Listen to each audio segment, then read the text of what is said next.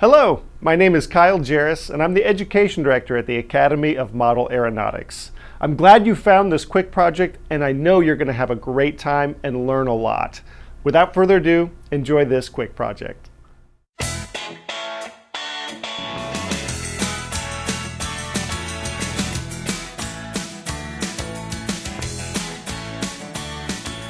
All right, today's quick project is an FPG-9. It stands for Foam Plate Glider 9-inch.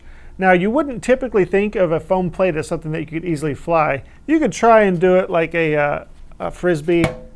It's just not going to work.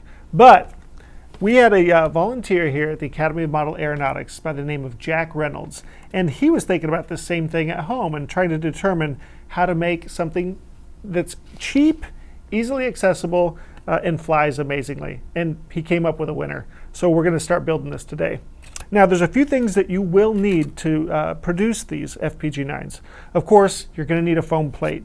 Now, I get the question, will paper work? And it does, but it's not nearly as good. The nice thing about this foam is it's very lightweight, but it's still strong. And that's what you need for something that's going to fly like this. You'll also need a Sharpie or a pen. Ballpoint pen can work. You'll need some scissors, some tape, and the all-important penny. Now, of course, you could fly this using some paper clips or something like that to provide your weight, to get your center of gravity correct. But I prefer President Lincoln. I like to think he was always hoping to be a pilot, and we're giving him the chance. So let's have some fun. Of course, the quick project is available online, the instructions, downloadable PDF, or you can even just look at it online and get a pretty good idea of how this works. You also receive the paper template. This is really great. It gives you a chance to make as many of these foam plate gliders as you'd like. And also, as you start to make these and starting to understand how they fly, experiment a little bit. Play with them, have fun. You know, this exploration is what all of these projects are about, learning and having fun while doing it. Of course, we have our educational standards and the instructions, and a few links on these instructions on, how to find more information and how to have more fun. So let's get started there. Now, one of the things that the AMA provides to teachers around the country are these FPG-9 templates that are pre-cut out.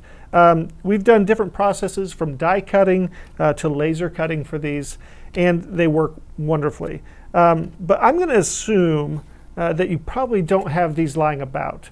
If you're an educator, feel free to reach out to me, Kyle J at modelaircraft.org or education@modelaircraft.org, and we can help you get some of these for your classrooms or homeschool rooms or living rooms, whichever you need.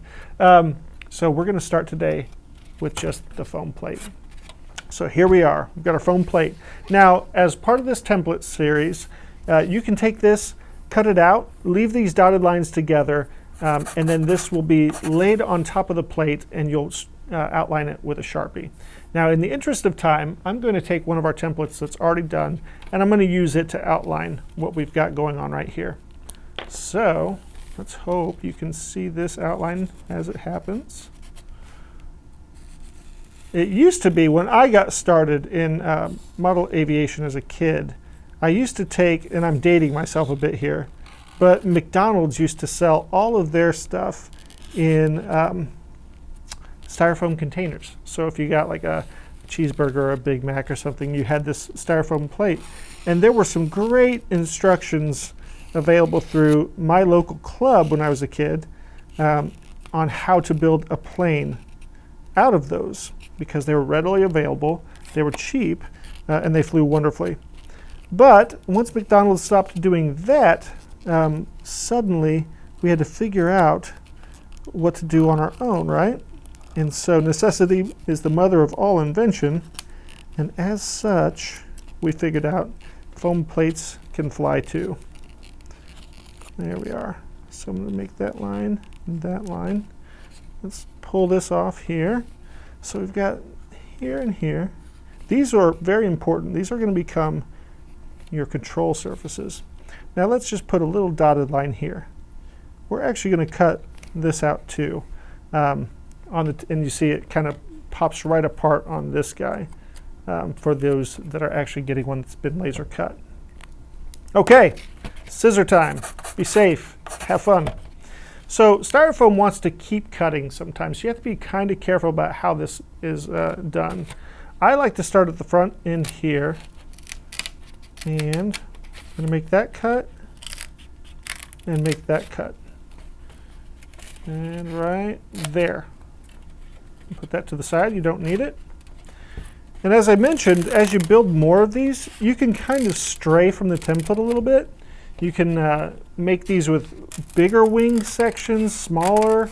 You can angle them or shape them differently. Once again, the exploration part of this is some of the most fun that you can have. There we are. And I'm going to cut down this way too. And you see I'm cutting across that dotted line. There we are. Now let's knock out this tail section real quick. Cut him down. We're going to get that guy cut. And sometimes instead of trying to make that cut with the scissors, you can just come in like that and then make that cut a little bit easier. And then if you get to be where you're bound up, that's fine. You can cut that off and get rid of it. You don't need it. Makes your life a little easier when it comes to cutting these out. There we are. So this is going to be our vertical stabilizer. We'll put that to the side for now. Don't need that, don't need that. And here, we're going to make two little cuts.